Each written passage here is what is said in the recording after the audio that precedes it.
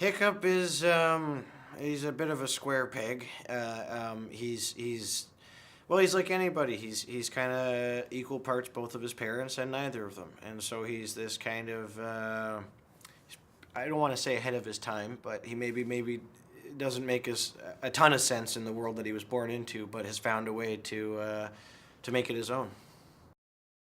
Well, we've just sort of we've seen some of the promise of the first movie realized a bit. He's the obligations of adulthood are starting to mount and pile up, and he knows that as the son of the chief, he doesn't take a math whiz to know that he's next in line, and he struggles with that.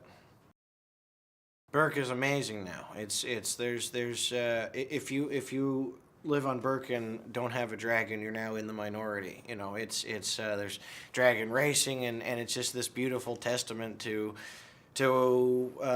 what Hiccup was a part of in the first one, which is this, yeah, bridging the gap and bringing the two of them together. And so, dragons and humans on the Burke in this movie live side by side on top of each other. You couldn't have one without the other.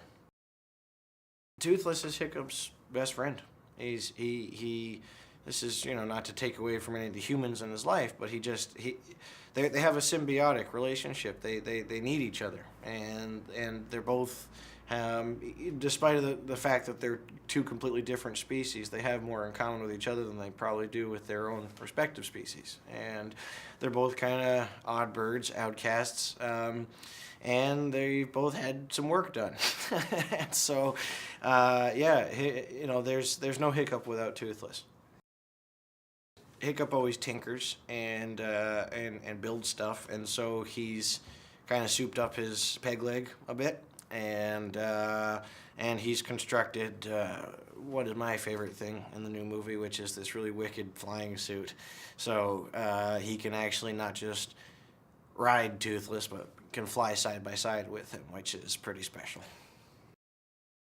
Hiccup and Astrid are full on a couple now, and she's far more alpha male than he is, and she doesn't let him forget that. So she constantly makes fun of him. And one of my favorite moments in the new movie is when Astrid, or America, does she does her impression of Hiccup or me, and it's it's not flattering, but it's definitely hilarious.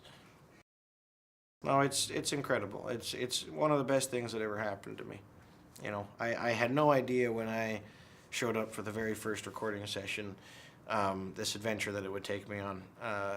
To make a movie, to be a part. I shouldn't say make, because I played one role out of thousands of people involved. But I'll just say to be involved in a movie that means as much as How to Train Your Dragon does to people. I could retire tomorrow because I was part of it, and I just know the things that I liked when I was a child, books, movies, whatever, and you don't like anything more than when you like it as a child. And so I know that I had at least something to do with a movie that, yeah, has impacted kids the way that this one did. So it's just like, yeah, I'm a very lucky man. There's someone else out there, not on Burke, who has the ability to control dragons. And we find out that, of course, that's my mother. And I haven't seen her since I was a baby, so I've never seen her.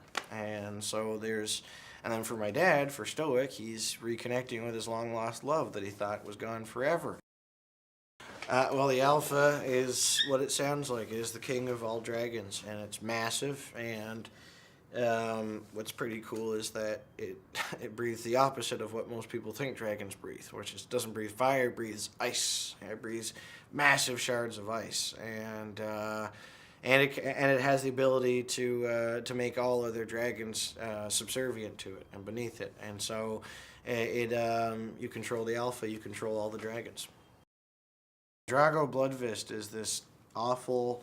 He's he's a Viking chief, and he is the dragon trapper, the dragon master in his mind, and he leads his awful army, and they want to conquer and control the dragons, and only as a means of being able to conquer and control other people.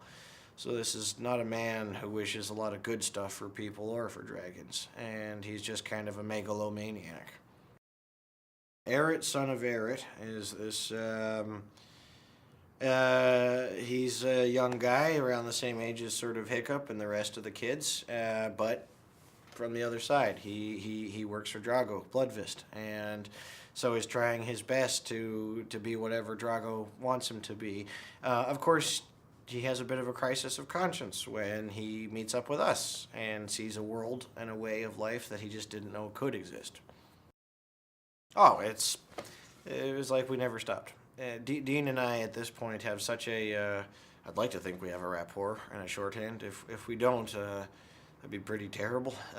So we speak the same language. We grew up not too far apart from each other, and so we just have the same kind of references to draw upon. But yeah, no, he's one of my favorite people to work for. I love. Well, I just love him as a guy, but also I love his heart and his mind and his vision for things and the way he likes to communicate them. So it's like riding a bike.